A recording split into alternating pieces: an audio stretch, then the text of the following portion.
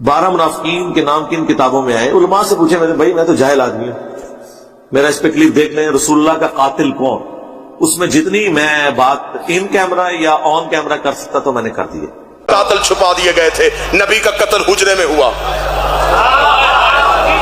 آج تک نبی کا قتل ممبر سے نہیں پڑھنے دیا جا رہا. کہہ دیا کہ نہیں جی نبی طبعی موت مر گئے. معصوم تو طبعی موت مرتا ہی نہیں. طبعی موت وہ مرتا ہے جس کی طبیعت میں توازن برقرار نہ رہے، اور جس کا جسم پہ کنٹرول نہ ہو وہ کائنات پہ کنٹرول کیسے کرتا ہے؟ معصوم یا زہر سے یا تلوار سے. اگر پڑھنے والی آنکھ ہو تو صحیح بخاری میں لکھا ہوا آخری وقت میں نبی کو دوائی پلائی جا رہی تھی اور نبی انکار کر رہے تھے. دوا میں شفا ہوتی. نبی کا قتل مدینے میں ہوا، قاتل چھپ گیا. کیا نبی کا جنازہ ہوا؟ بے شک رسول کا جنازہ ہوا. امیر المومنین علی ابن ابی طالب نے پڑھایا، کیونکہ معصوم کا جنازہ ہمیشہ معصوم پڑھاتا. حجت کا جنازہ ہمیشہ حجت ہی پڑھاتی ہے. صرف جنازہ نہیں، 3 دن تک رسول کی میت رسول کے حجرے میں پڑی رہی. اب یہاں پہ آ کے صرف اس گیپ کو چھپانے کے لیے کہ 3 دن مسلمان کہاں پہ رہے، یہاں پہ آگے بچوں کے سوال رکھ دیا، بیٹا نبیوں کے جنازے نہیں ہوتے. نبیوں کے جنازے نہیں ہوتے، نبی دفن تو ہوتے نا بھائی، دفن تو ہوتے ہیں. تو جنازے میں نہیں تھے، تدفین میں کون کون تھا؟ دکھ لے کے اگر میرا کوئی اہل سنت بھائی ہے، میں نے پوری مجلس کسی کے جذبات کو ٹھیس نہیں پہنچائی، میں منت کر کے کہوں گا اگر یہ لوگ نبی کے جنازے میں نبی کی تکفین میں موجود تھے، پھر میں صحیح بخاری مسلم مشکات ترمذی سے وہ حدیث دکھانے کے لیے تیار ہوں. جب ایک بہت بڑے صحابی نے آ کے اپنی بیٹی سے پوچھا تھا، مجھے بتا نبی کو کتنی چادروں کا کفن ملا ہے. اگر وہ لوگ تکفین میں موجود تھے، بیٹی سے سوال کیوں کیا گیا؟ 3 دن تک مسلمان غائب رہے سقیفہ بنی سعدہ میں حکومت کی تشکیل دینے میں. لوگ حکومت کی تشکیل دیتے رہے، اور 30 دن کے بعد مولا امیر المومنین گئے.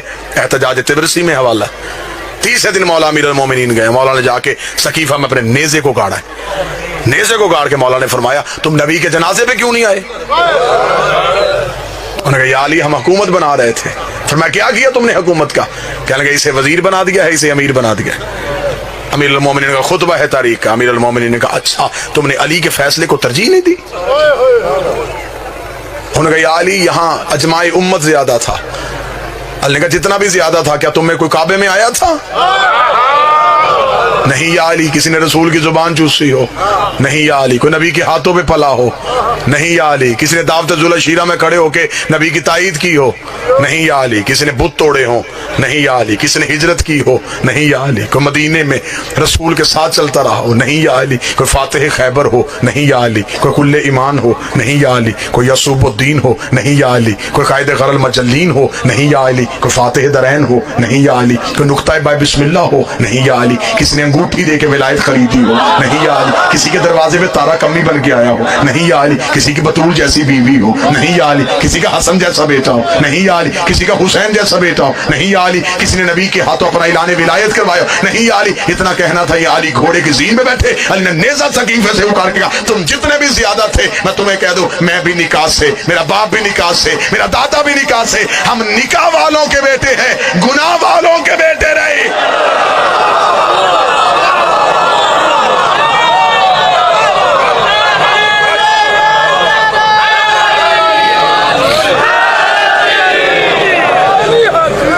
آپ جس کی چاہیں ہم عزت کرنے کے تیار ہیں. دکھ ہے، تکلیف ہے، پڑھا لکھا دور ہے، مجھے تکلیف ہوتی ہے. بندے کہتے جی شیعہ فلاں کی عزت نہیں کرتے، فلاں کی عزت نہیں کرتے. بھرے مجمع میں چیلنج کر رہا ہوں، ابھی اسی وقت چیلنج کر رہا ہوں. یہ نہیں کہ میں جب کبھی دوبارہ ہوں نا، ابھی سودا نقد کر لیتے. جس کی عزت کروانا چاہتے ہو تم مجمع سے نام لو، میں ممبر سے کردار پڑھتا ہوں. بابا جی ٹھیک ہے، اگر کردار عزت کے لائق ہوا تو عزت کرتے.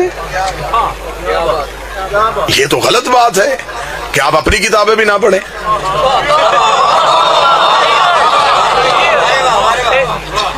ہمارے اوپر دوہری ذمہ داری، ہم اپنی بھی پڑھیں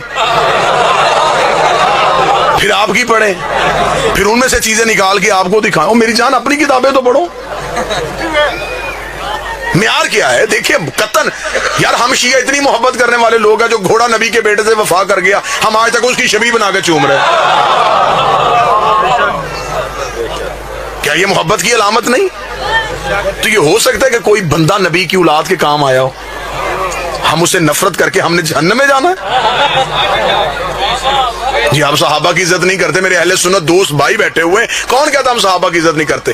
حضرت بلال کی عزت نہیں کرتے، ہم حضرت سلمان کی عزت نہیں کرتے، ہم عمار کی بات نہیں کرتے، ہم حذیفہ کا ذکر نہیں کرتے. کیا یہ صحابی نہیں؟ پھر ہم اعتراض کرتے کہ آپ ان صحابیوں کی بات کیوں نہیں کرتے؟ اب مجبوری پتہ ہے کیونکہ ان کی ہر بات میں علی کی بات ہے.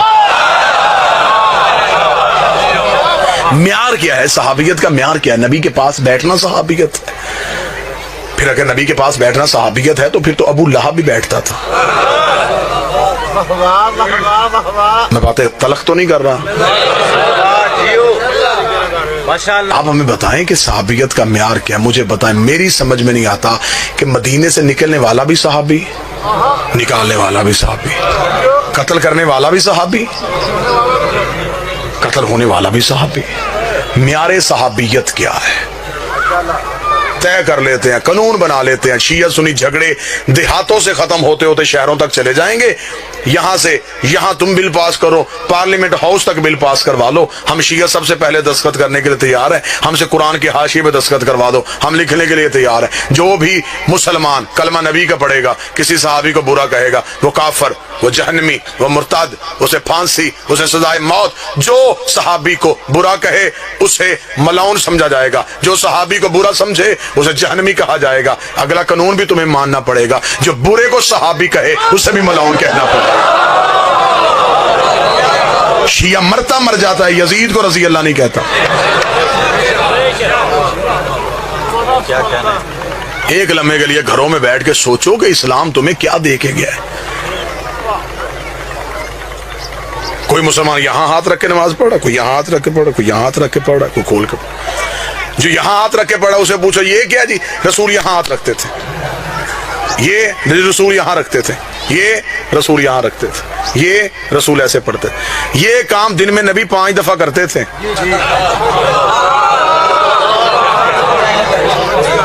اور امت ابھی تک یہ طے نہیں کر سکی کیسے کرتے تھے. غدیر تو ایک دن آیا تھا.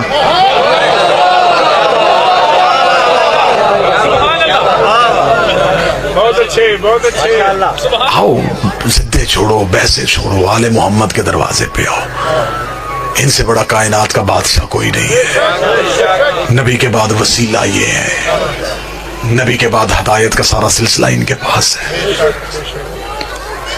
کہتے جی نہیں رسول کے جنازہ، نبیوں کا جنازہ نہیں ہوتا. چل نبیوں کا جنازہ نہیں ہوتا. چند دن گزرنے کے بعد اس نبی کے گھر سے دوسرا جنازہ اٹھا، وہ نبی کی بیٹی کا جنازہ تھا. 75 یا 90 دن کی روایت ملتی ہے، یا 75 دن زندہ رہی یا 90 دن زندہ رہی بیٹی رسول کی. عمر مبارک کتنی تھی؟ جتنی کربلا میں حسین کے اکبر کی عمر تھی. یہ عمر تھی میری شہزادی کی جب دنیا کے دکھوں سے کنارہ کر کے گئی ہے محمد کی بیٹی. چل مسلمان نبی کے جنازے پہ نہیں آ سکے، رکھ مولوی کے سر پہ قرآن، مجلس سے جائے کلمہ نبی کا پڑھتا ہے. تجھے رسول کی عزت کی میں قسم دے رہا ہوں، کلمہ نبی کا پڑھتا ہے. جا کے ریسرچ کرنی شروع کر دے، مولوی کے دروازے کھٹکھٹا. نہیں آئے تھے مسلمان نبی کے جنازے پہ؟ بتا زہرا کے جنازے پہ کتنے مسلمان.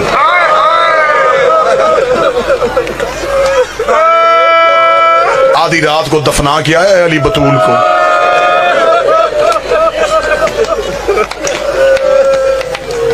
اب ہم کیا کریں؟ ہم درد پڑھیں گے، مر جائیں گے. شیعہ ساری رات علی زہرا کی قبر پہ بیٹھ کے قرآن پڑھتے تھے. تلوار نکالی ہوتی تھی، ایک ہاتھ میں قرآن ہوتا، ایک ہاتھ میں تلوار ہوتی. ایک دن حسین نے جا کے کہا بابا میری ماں کو تلاوتوں کی محتاج ہے. فرمایا قرآن پڑھنے نہیں آتا، اونچی آواز میں اس لیے پڑھتا ہوں انہیں پتہ چلے علی قبر پہ پہرا دے رہا. کیا یہ غریبی نہیں تھی میرے بادشاہ علی کی؟ بچپن کا حسین بابے کے قدموں میں گر گیا، رو کے کہتا بابا اب تو میری ماں نہیں روتی، اب تو میری ماں جگیر نہیں مانگتی، اب میری ماں کو کیا ڈر ہے؟ فرمایا جو آگ لے کے دروازے پہ آ گئے کہیں بیل سے لے کے زہرا کی قبر پہ نہ آ جائے۔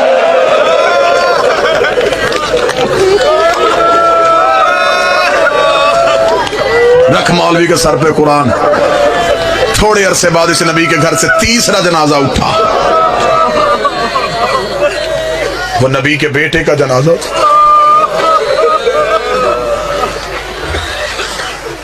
وہ نبی کے بیٹے کا جنازہ تھا۔ مجھے سر پہ قرآن رکھ کے بتا کبھی کوئی جنازہ گھر سے نکل کے پھر گھر آئے؟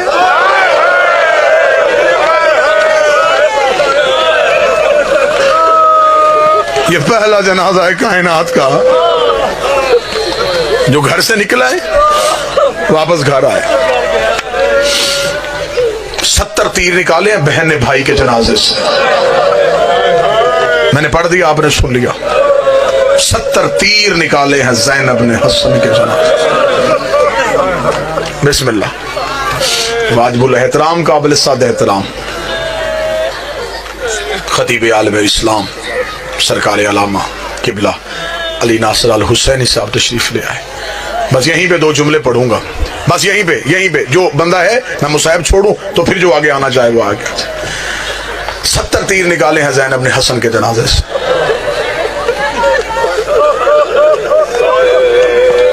حسین اکبر کے جگر سے ایک برچی نکالی تھی، جس نے سینے پہ ہاتھ نہیں مارا اس نے اپنے آپ کو امیر سمجھا۔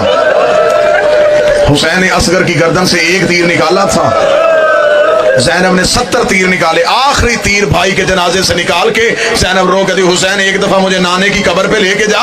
فرمایا کیا پوچھنا چاہتی ہے؟ فرمایا جا کے نانے کی قبر سے جا کے پوچھو نانا تو کہا کرتا تھا حسن میرا امیر بیٹا ہے، حسین میرا غریب بیٹا ہے، میں نانے کو بتاؤں گھر آ کے اپنے امیر کا جنازہ دیکھ، پھر مجھے بتا تیرا امیر ایسا ہے تو تیرا غریب کیسا ہو۔ انہوں نے تیرے امیر کی یہ حالت کی ہے تو تیرے غریب کی کیا حالت؟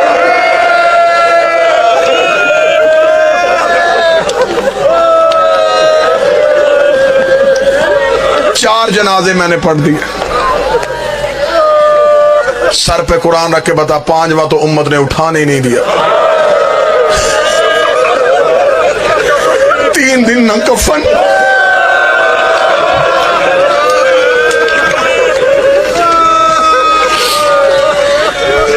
اپنی لاشیں دفنا کے چلے گئے۔ حسین کی لاش کربلا کے جنگل میں 3 دن تک بغیر کفن کے پڑی۔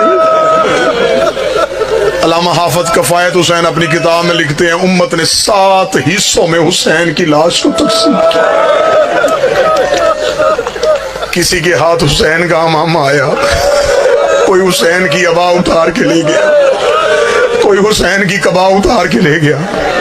ایک کمینے نے سید کے کمر بند پہ ہاتھ ڈالا، حسین کی میت کانپی، آواز آئی حیا کر میری لاش میں میری بہنوں نے آنا، شرم کر میری لاش میں میری بیٹیوں نے آنا۔ ایک کمینہ ان میں سے وہ ہے جس میں آج بھی زیارت ناہیہ میں میرا 12واں لہو رو کے لعنت بھیجتا ہے۔ بابا شرازی سید مجھے معاف کر دینا، یہ کمینہ وہ ہے جس نے حسین کی انگوٹھی اتاری۔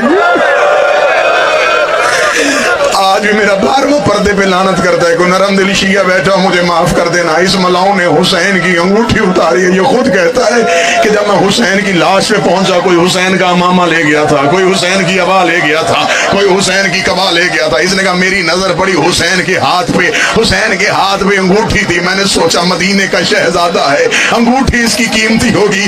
یہ کمینہ کہتا مجھے جلدی تھی، میں نے خیموں میں جا کے مال لوٹنا تھا، میں جلدی حسین کے ہاتھ کے قریب آیا، میری ایک نظر خیمے پہ تھی، میں دوسرے ہاتھ سے حسین کی انگوٹھی اتار رہا تھا۔ یہ کتا کہتا ہے حسین کی انگلی اتنی زخمی تھی، مجھ سے انگوٹھی اتر نہیں رہی تھی، مجھے جلدی تھی، کوئی سید ہو، کوئی سید زادی ہو مجھے معاف کر دینا۔ یہ کمینہ کہتا میں کربلا کے جنگل میں دوڑا، میں ایک پتھر اٹھا کے لایا، اس پتھر پہ حسین کا ہاتھ رکھا، اپنی جیب سے خنجر نکالا، حسین کی انگلی پہ خنجر رکھا، دوسرے پتھر کے ساتھ میں ضرب مارنے لگا۔ ایک کالے برقے والی بی بی کی چیخ آئی، آواز آئی تجھے انگوٹھی چاہیے مجھے بتا، میں اتار کے دے دوں۔